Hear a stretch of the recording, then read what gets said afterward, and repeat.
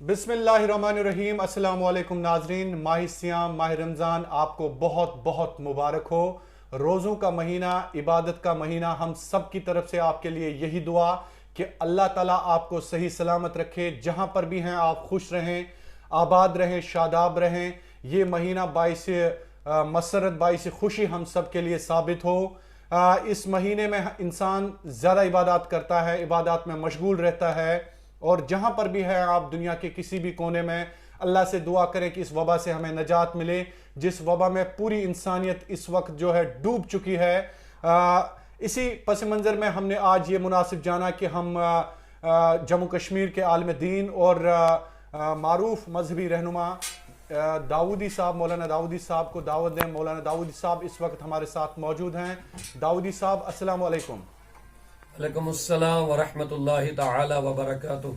दाऊदी साहब, शुरुआत चूंकि सवाल मैं नहीं पूछ सकता हूँ, सवाल यही है कि आमद रमज़ान है, इबादत का महीना है, आप खुद शुरुआत करें, किस तरह से आप शुरुआत करेंगे? नहमदुहु व नुसल्ली व नुसल्लिमु अला रसूलिहिल करीम, अम्मा बअद, फ़अऊज़ु बिल्लाहि मिनश शैतानिर रजीम, बिस्मिल्लाहिर रहमानिर रहीम। या अय्युहल्लज़ीना आमनू कुतिबा अलैकुमुस सियाम कुतिबा अलैकुमुस सियाम कमा कुतिबा अलल्लज़ीना मिन क़ब्लिकुम लअल्लकुम तत्तक़ून। सदक़ल्लाहुल अलियुल अज़ीम व सदक़ रसूलुहुन नबियुल अमीनुल करीम व नहनु अला ज़ालिका लमिनश शाहिदीन व शाकिरीन वल्हम्दुलिल्लाहि रब्बिल आलमीन। अल्लाहुम्मा सल्लि अला सय्यिदिना व मौलाना मुहम्मद अदद मा फ़ी इल्मिल्लाह सलातन दाइमतन बिदवामि मुल्किल्लाह। अल्लाहुम्मा सल्लि अला सय्यिदिना मुहम्मद व अला आलि सय्यिदिना मुहम्मद व असहाबि सय्यिदिना मुहम्मदिन व बारिक व सल्लिम सलातन व सलामन अलैका या हबीबी या सय्यदी या रसूलल्लाह व अला आलिका व असहाबिका या शफीअना यौमल जज़ा। नाज़रीन किराम, सामीन हज़रात, अस्सलामु अलैकुम व रहमतुल्लाहि तआला व बरकातुहू। मेरे मोहतरम जनाब शाहिद भाई के इसरार पर मैं आप हजरात के सामने हाज़िर खिदमत हूँ। आमद रमज़ान है, पूरी उम्मत मुस्लिमा के लिए सबसे पहले मुबारकबादी है। अल्लाह रब्बुल इज़्ज़त का अज़ीम महीना, बाबरकत महीना, पुर्रौनक महीना, पुरनूर महीना अल्लाह तबारक व तआला ने हमें अता फरमाया। पिछले रमज़ान से अभी आज 30 शाबानुल मुअज़्ज़म है। न जाने कितने लोग इस दुनिया से चले गए, लेकिन अल्लाह हम सब पर फिर मेहरबान हुआ और हमें रमज़ान शरीफ का महीना अता फरमाया।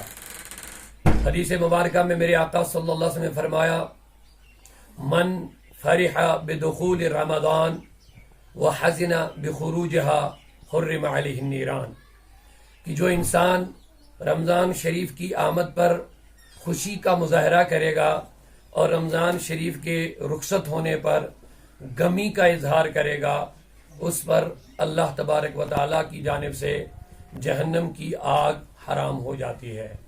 लिहाजा आप सभी हजरात इस बात से वाकिफ़ है कि रमज़ान शरीफ का पुरनूर महीना है।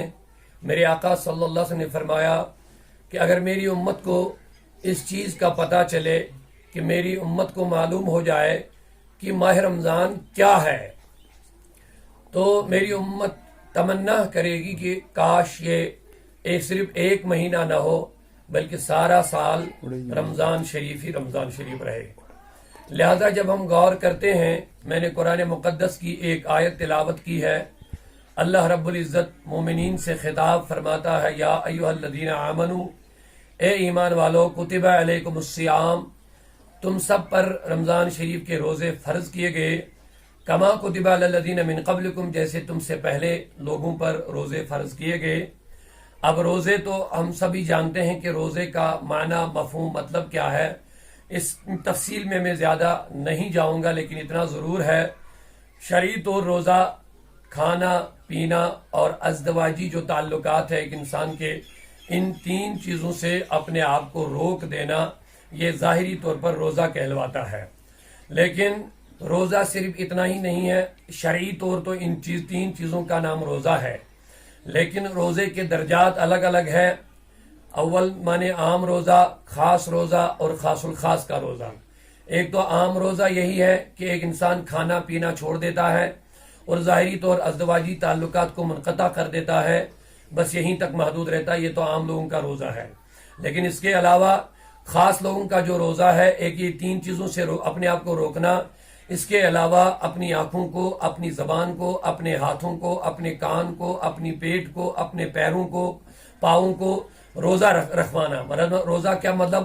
تمام ممنوعات جو اللہ رسول صلی اللہ علیہ وسلم نے منع کیا ان چیزوں سے روک دینا. اپنے ہاتھوں کو، اپنی نظر کو، اپنی آنکھوں کو، یعنی حواس خمسہ جو چیزیں انسان کے پاس اللہ کی بڑی نعمتیں ہیں، ان چیزوں کو تمام برائیوں سے، ممنوعات سے، مکروہات سے، گناہوں سے بچانا، یہ خاصوں کا روزہ ہے.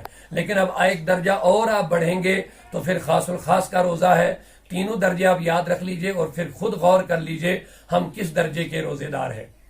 میرے آقا صلی اللہ علیہ وسلم نے فرمایا کچھ لوگ ایسے ہیں جو کھانا پینا تو چھوڑ دیتے ہیں لیکن گناہ سے نہیں بچتے ہیں. ایسے لوگوں کو فاقوں کے سوا کچھ حاصل نہیں ہوتا ہے.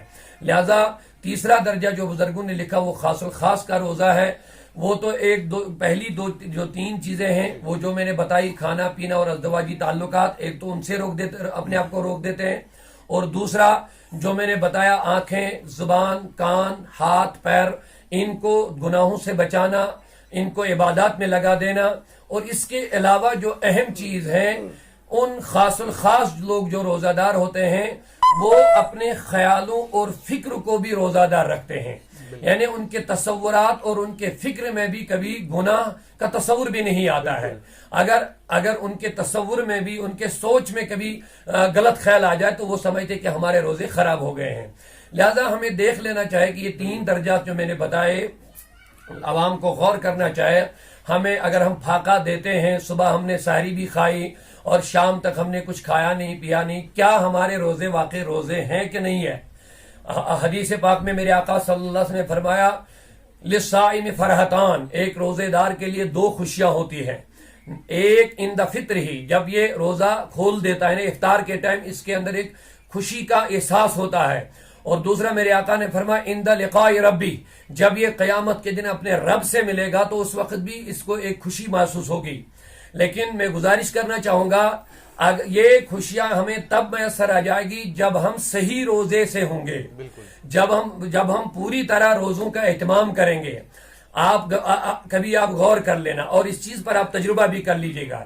اللہ بچائے اگر آپ نے روزہ رکھا پھر گناہ کو نہیں چھوڑا، یہ خوشی آپ کو افطار کے ٹائم میسر نہیں ہوگی.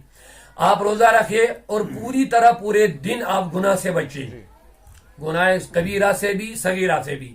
عبادات میں لگے رہیے، ذکر و اذکار میں رہیے اور مساجد میں وقت گزاریے، یا آج کل چونکہ ماحول وہ نہیں، گھروں میں عبادت کرتے رہیں گے. اور پھر شام سے پہلے آپ افطاری کا انتظار کریے، پونا گھنٹہ، آدھا گھنٹہ یا 10 منٹ صحیح، دنیاوی کام کو چھوڑ کر کے آپ افطار کی انتظاری میں لگیے. پھر آپ دیکھیے میرے حضور کی یہ بات جو فرمائے کہ روزے دار کو افطار کے ٹائم خوشی محسوس ہوتی ہے. پھر آپ دیکھیے کہ خوشی ہوگی کہ نہیں ہوگی. خوشی تب نہیں ہوگی جب آپ گناہ بھی کرتے رہیں گے اور آپ نے روزہ بھی رکھا. ایک حدیث پاک میرے یاد رکھیے گا، میرے آقا صلی اللہ علیہ وسلم کی خدمت میں دو عورتوں نے ایک آدمی کو بھیجا کہ یا رسول اللہ ہمیں بھوک لگی، ہمیں اجازت دیجئے کہ ہم روزہ توڑ دیں گے، افطاری کریں گے. میرے آقا نے ارشاد فرمایا ان کو بولو آپ نے تو روزہ توڑ دیا، آپ کی افطاری ہو چکی ہے دن میں ہی.